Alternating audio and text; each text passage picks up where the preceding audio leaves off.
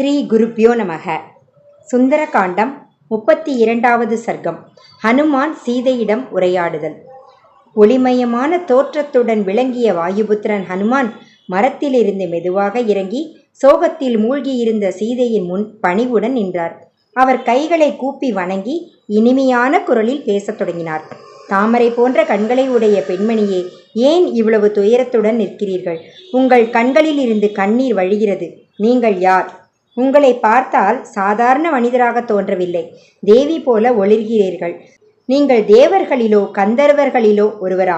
உங்கள் முகம் சோகத்தில் வாடினாலும் உங்களுடைய மேனி தவத்தின் ஒளியால் ஜொலிக்கிறது. நீங்கள் ஜனஸ்தானத்திலிருந்து ராவணனால் கடத்தப்பட்ட சீதைதானா என்று நான் நினைக்கிறேன். அப்படியானால் தயவு செய்து சொல்லுங்கள். நான் உங்களை தேடி வந்திருக்கிறேன். உங்களுடைய அழகு, உங்கள் துயரம், உங்கள் அமைதி, இவை அனைத்தும் நீங்கள் ராமபிரானின் மனைவியாக இருக்க வேண்டும் என்றே காட்டுகின்றன.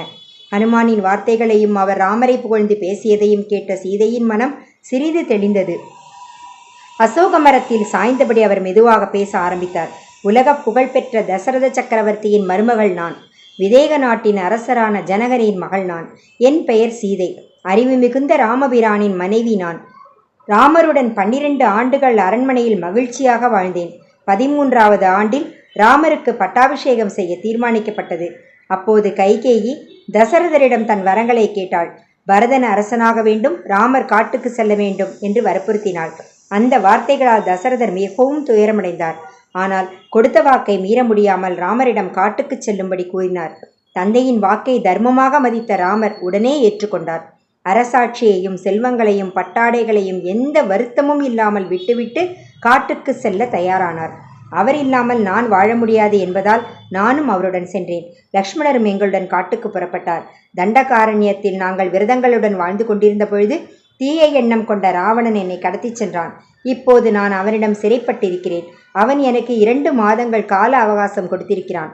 அதற்குள் நான் அவனுக்கு இணங்கவில்லை என்றால் என் உயிரை முடித்து விடுவான். இவ்வாறு கூறிய சீதை துயரத்தில் மீண்டும் கண்ணீர் வடித்தார். ஜெய் ஸ்ரீராம், ஜெய் ஆஞ்சநேயா. ஸ்ரீராம் ஜெயராம், ஜெய் ஜெயராம். 32வது சர்க்கம் நிறைவு. 33வது சர்க்கம் நாளை தொடரும்.